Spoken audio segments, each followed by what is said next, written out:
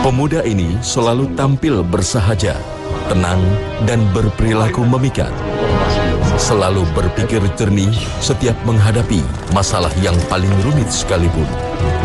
Tak mudah terpengaruh dengan provokasi apapun yang terjadi di sekitarnya. Ia sanggup mempertaruhkan segalanya, bahkan nyawanya, demi kebenaran, kebersamaan, dan persatuan umat, serta kepentingan agamanya. Pribadi luhur yang ditanamkan oleh keluarga paling mulia inilah yang kelak akan mengantarkan kaum muslimin mencapai kejayaannya. Dialah Hasan bin Ali radhiyallahu anhu. Lahir di Madinah Al-Munawwaroh pada tahun ketiga Hijriah dari pasangan mulia Ali bin Abi Thalib dengan putri tercinta Rasulullah Sallallahu Alaihi Wasallam, Fatimah radhiyallahu anha. Kelahiran yang tidak hanya membanggakan kedua orang tuanya, tapi benar-benar membawa kehangatan dan kebahagiaan tak terkira di hati sang kakek Muhammad Rasulullah Sallallahu Alaihi Wasallam. Sambutan Rasulullah Sallallahu Alaihi Wasallam terhadap kelahiran cucunya bahkan menjadi catatan tersendiri dalam sejarah Islam. Rasulullah SAW datang kepada Ali bin Abi Thalib begitu mendengar bahwa Hasan dilahirkan.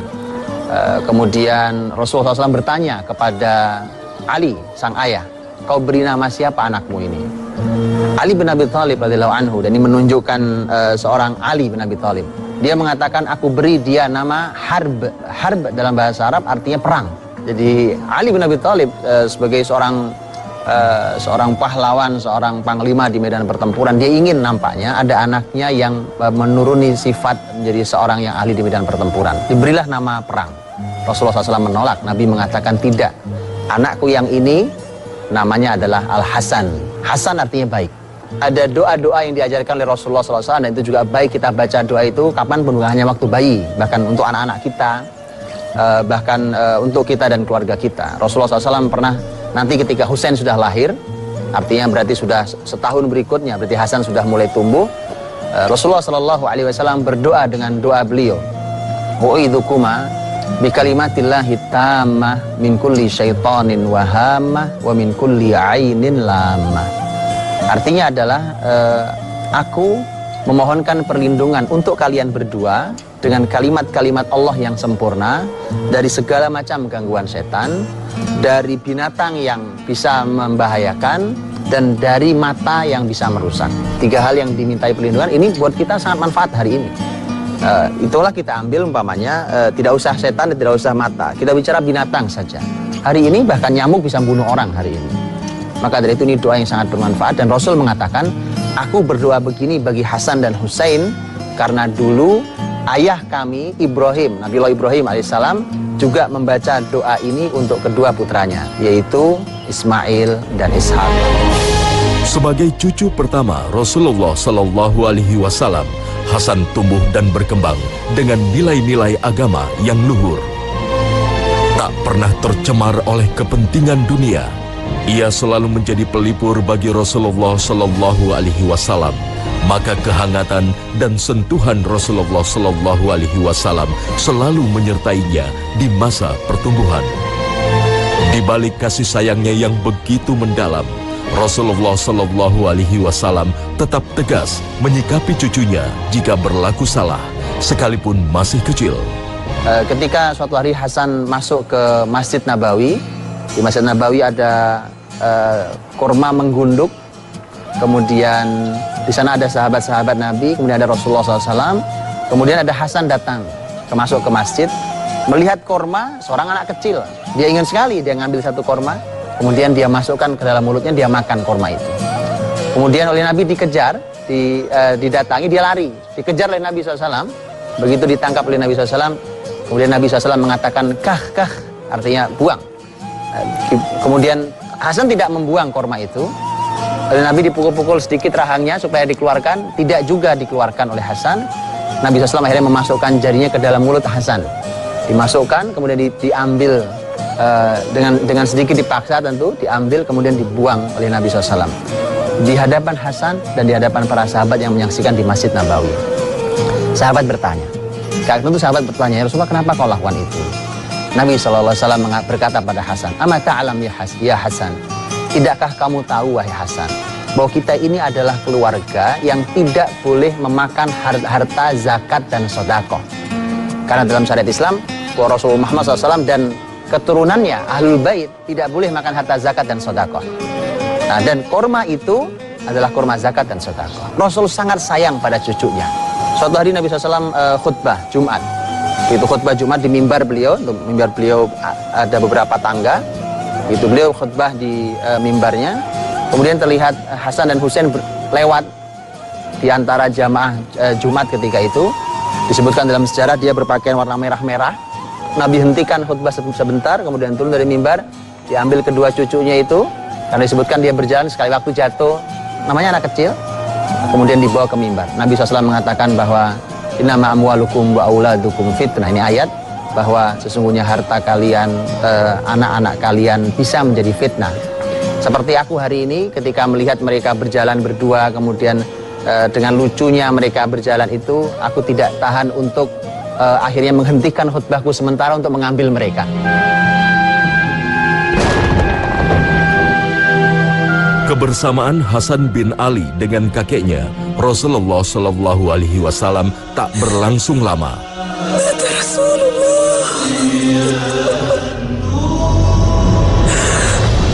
7 tahun kemudian, pada tanggal 12 Rabiul Awal tahun 11 Hijriah, Rasulullah Shallallahu Alaihi Wasallam wafat sekaligus mengakhiri tugas kenabiannya. Inilah masa yang paling menyedihkan bagi kaum muslimin. Hasan bin Ali seakan kehilangan induknya, namun didikan kedua orang tuanya dan sentuhan langsung tangan Rasulullah Shallallahu Alaihi Wasallam membuat dirinya tetap tegar. Inilah ketetapan Allah Subhanahu wa Ta'ala kepada seluruh manusia, sekalipun seorang nabi. Salatukum ibadallah, la tafutukum salah.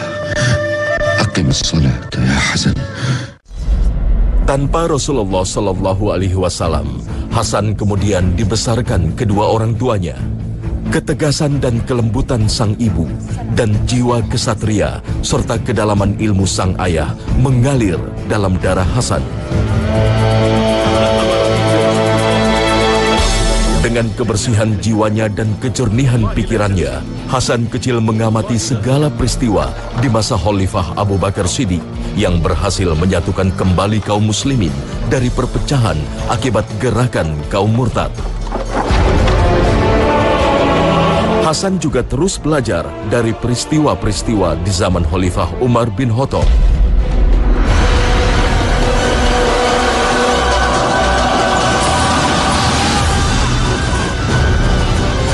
Masa Futuhat Islamiyah atau pembebasan Islam atas negeri-negeri Romawi dan Persia.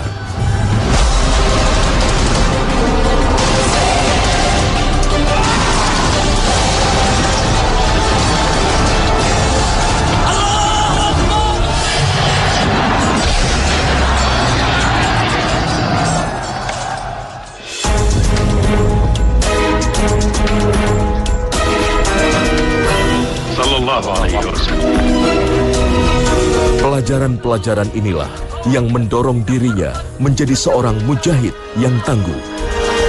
Hasan bin Ali semakin tertempa oleh zaman. Hingga akhirnya sebuah peristiwa yang mengoyak tubuh kaum muslimin terjadi di akhir kekhalifahan Utsman bin Affan.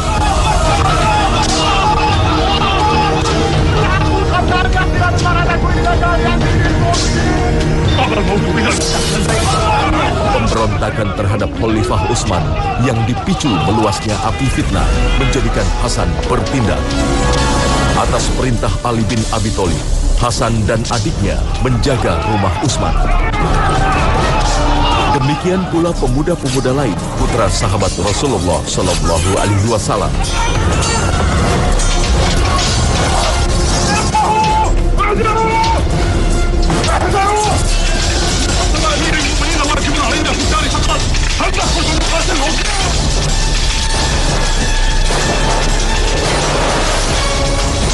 Maka ketika aksi para pemberontak tak bisa lagi dibendung, terjadilah kekacauan di kota Madinah.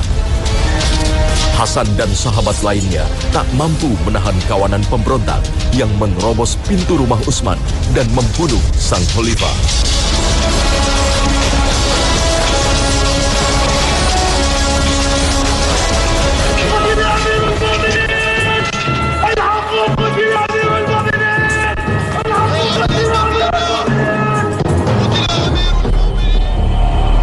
Hasan tak kuasa menyembunyikan penyesalannya.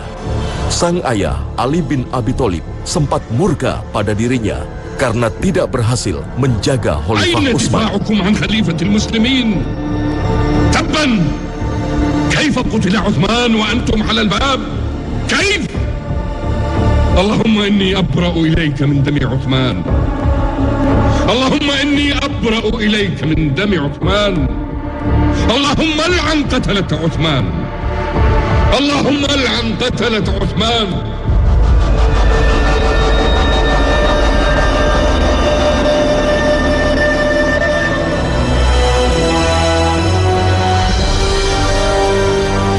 Peristiwa demi peristiwa terjadi di depan mata Hasan, hingga akhirnya kaum muslimin membaiat sang ayah Ali bin Abi Thalib sebagai khalifah. أنا طلحة بن عبيد الله القرشي التيمي أبايع عليا بن أبي طالب أميرا للمؤمنين على كتاب الله وسنة رسوله. يبايع علي بن أبي طالب أميرا للمؤمنين. Situasi Madinah yang tak lagi kondusif membuat sang ayah Ali bin Abi Thalib memindahkan pusat kekhalifahan ke kota Kufah. Di kota Kufah, kaum muslimin kembali bersilang pendapat soal penyelesaian peristiwa pembunuhan Khalifah Utsman bin Affan. Perselisihan terjadi antara Ali bin Abi Thalib dan Muawiyah bin Abi Sufyan. Selisih pendapat yang terus meruncing hingga dimanfaatkan para penebar fitnah.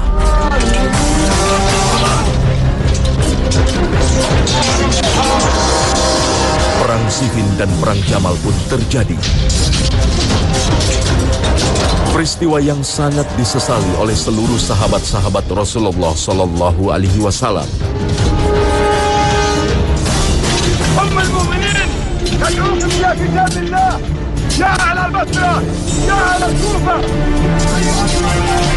Khalifah Ali bin Abi Thalib bahkan menumpahkan penyesalan itu pada putra tercintanya, Hasan. Kemudian terjadilah beberapa peristiwa, ada perang Jamal antar sahabat Nabi SAW, ada perang Siffin juga antar sahabat Nabi SAW. Di saat itulah kemudian Ali berkata pada Hasan, dan Ali menyampaikan penyesalannya, bahwa bahkan Ali menyampaikan berharap bahkan mati 20 tahun yang lalu daripada harus menyaksikan semua ini. Dan inilah yang kemudian disampaikan oleh Ali. Artinya seorang ayah yang sangat fair terhadap sesuatu yang memang dianggap tidak tepat, bahkan ketika harus menyampaikan penyesalannya di hadapan anaknya. Maka dari itulah Hasan sangat lengkap dalam hidupnya. Dia belajar banyak hal.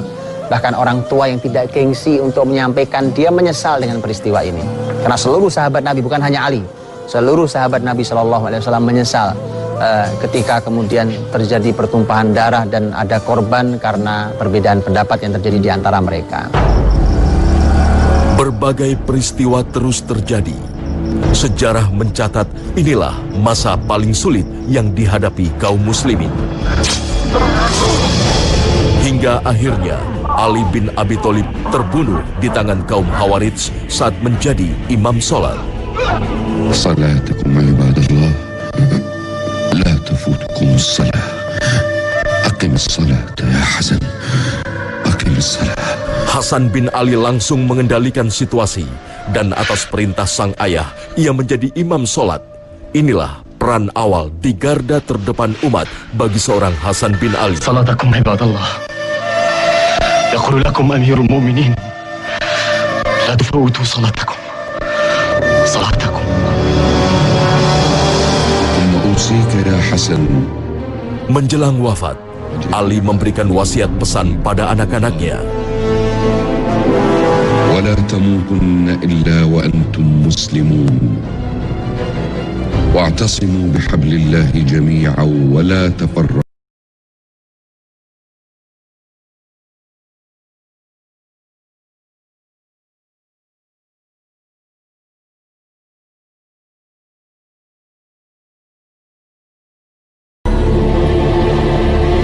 Kaum muslimin pun kemudian membaiat Hasan bin Ali sebagai khalifah.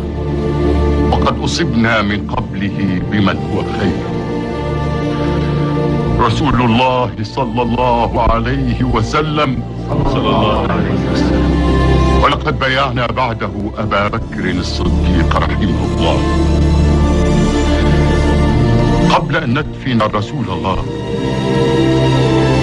لأن بيعة إمام للمسلمين هي أفرض من كل فرض. ولقد قال نبينا من مات وليس في عنقه بيعة فقد مات ميتة الجاهلية. ولن نجد بعد علي بن أبي طالب خيرا من ابنه الحسن سبط محمد وريحانته وسيد شباب أهل الجنة. وها أنا قيس بن سعد بن عبادة أبايع الحسن بن علي أميرا للمؤمنين كما بايعت من قبله أبا بكر وعمر وعثمان وعليا.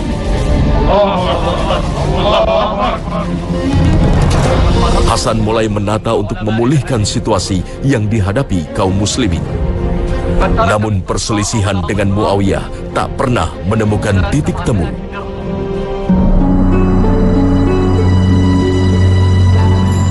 Hasan pun berpikir keras.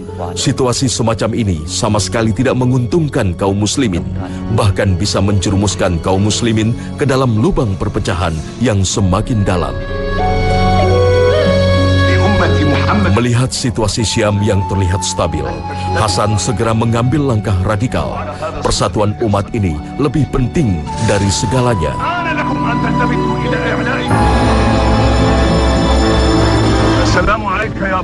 Ia mendatangi Muawiyah untuk berunding.